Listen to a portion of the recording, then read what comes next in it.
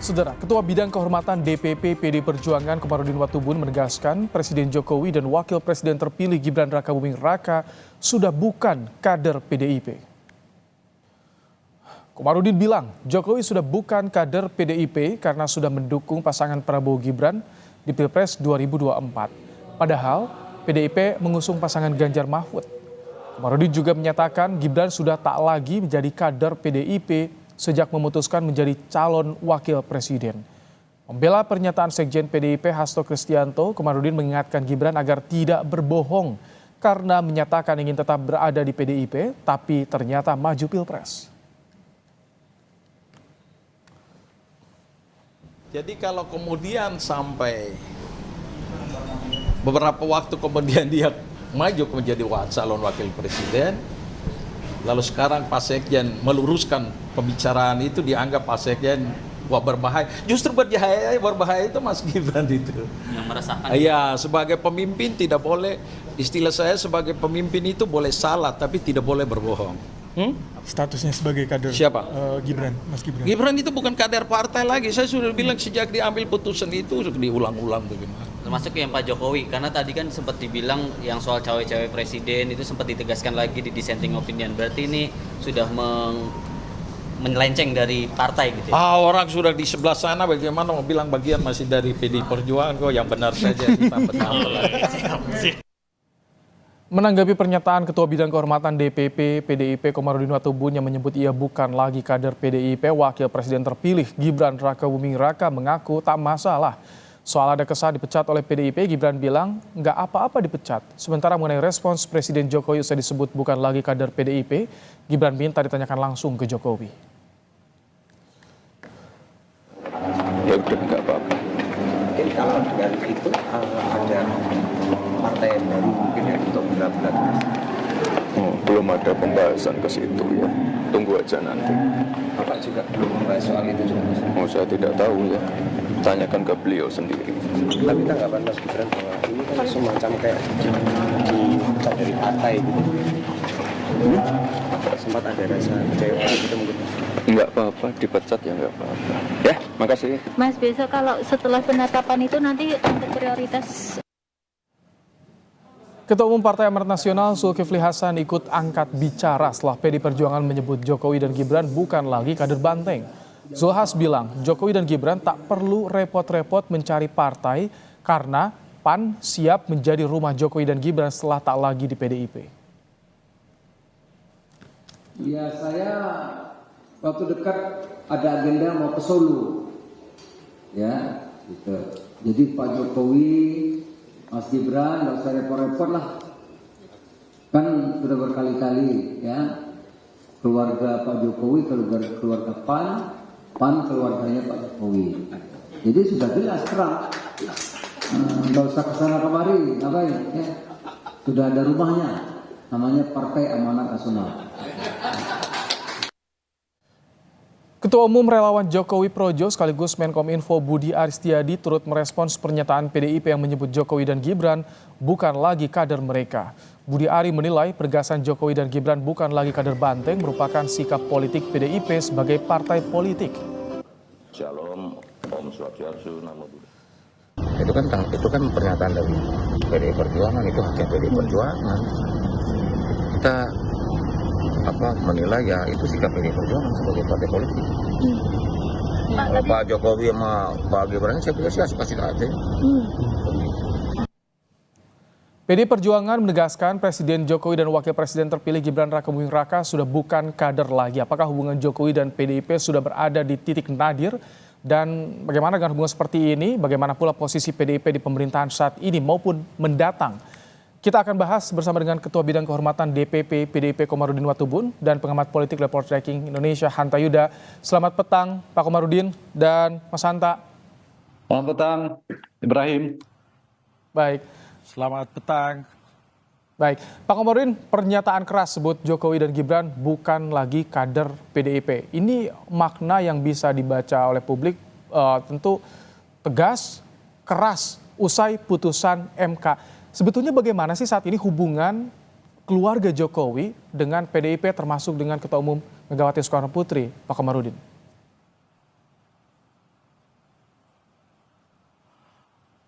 Saya kira itu bukan pernyataan pernyataan keras juga, itu biasa-biasa saja. Orang juga semua tahu kalau Pak Jokowi sekarang sudah ambil posisi di koalisi sebelah, jadi itu hal yang biasa saja. Kalau akhirnya Pak Jokowi memilih keluar dari PDI Perjuangan, ya itu pilihan yang harus kita hargai juga. Ya, karena kita beberapa kali mengundang juga dari PDIP membahas soal ini, apakah betul dipecat atau Jokowi Gibran mengundurkan diri, tidak ada yang secara gamblang. Tapi kemarin Anda menyampaikan sudah bukan lagi kader, artinya itu cukup penegasan Pak Komarudin. Sebenarnya dari dulu kan saya sampaikan ya, dalam ada backlight ya, dalam setiap pernyataan kalau Pak Gibran sudah memilih untuk bergabung ke koalisi sebelah, itu ya otomatis kehilangan keanggotaan dari PDI Perjuangan. Jadi itu yang sering terjadi di PDI Perjuangan seperti itu. Jadi tidak ada hal yang luar biasa sebenarnya. Kalau sekarang hubungan keluarga Jokowi dengan PDIP bagaimana? Apakah betul bisa dibilang di titik nadir, sulit untuk rekonsiliasi nih?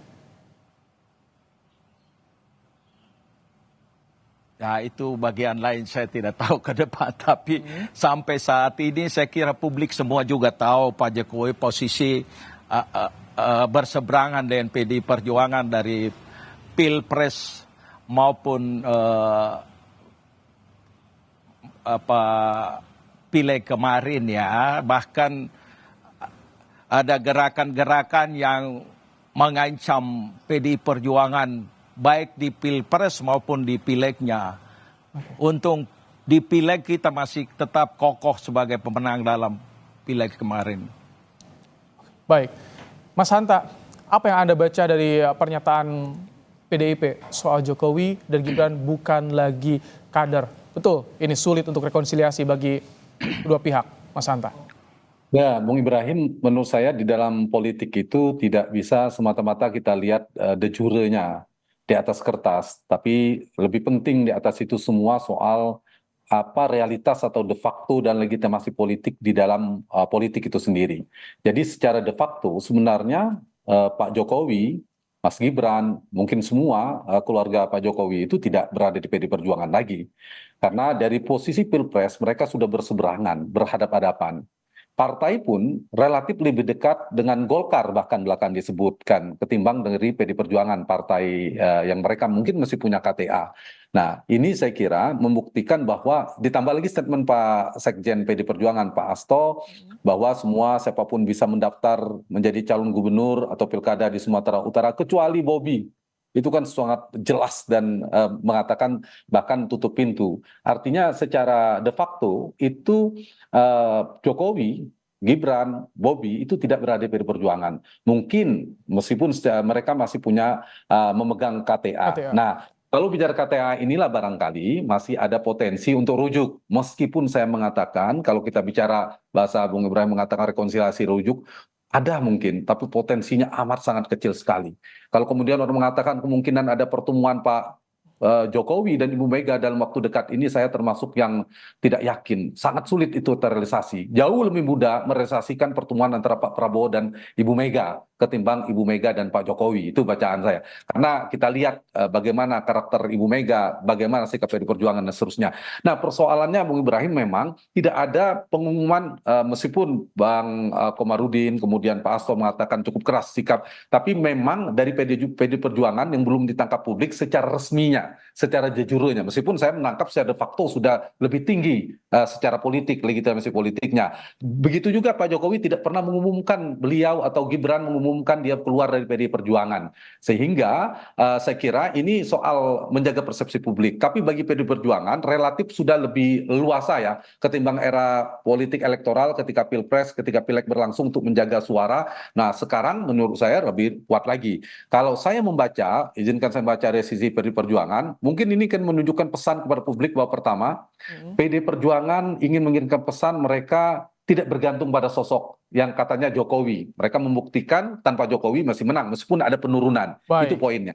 Yang kedua, memang ingin menjaga marwah dan institusi partai kalau saya tangkap. Itu yang diperankan oleh Mas Hasto. Meskipun mungkin ada potensi dari sisi Mbak Puan, mungkin komunikasi politik dan seterusnya. Dan terakhir, mungkin PDI Perjuangan ini mengirimkan pesan mereka partai yang sering dikatakan partai kader dan partai ideologis. Jadi ini efeknya tanpa Jokowi. Begitu kira-kira yang ingin ditangkap. Sementara Pak Jokowi dan Mas Gibran juga saya pikir sedang melakukan kemungkinan alternatif politik untuk menjalankan berpolitik di masa mendatang. Apakah mungkin perahu politik yang baru? Yang juga saat ini mulai menguat soal adanya wacana Prabowo akan ketemu dengan Megawati, PDIP akan bisa merapat ke koalisi pemerintahan Prabowo Gibran. Nah, Pak Komarudin, dengan adanya pernyataan ini, penegasan Jokowi Gibran bukan lagi kader PDIP, apakah ini berpengaruh pada penjajakan hubungan PDIP kepada koalisi pemerintahan Prabowo Gibran yang saat ini mulai menguat nih, Pak Komarudin?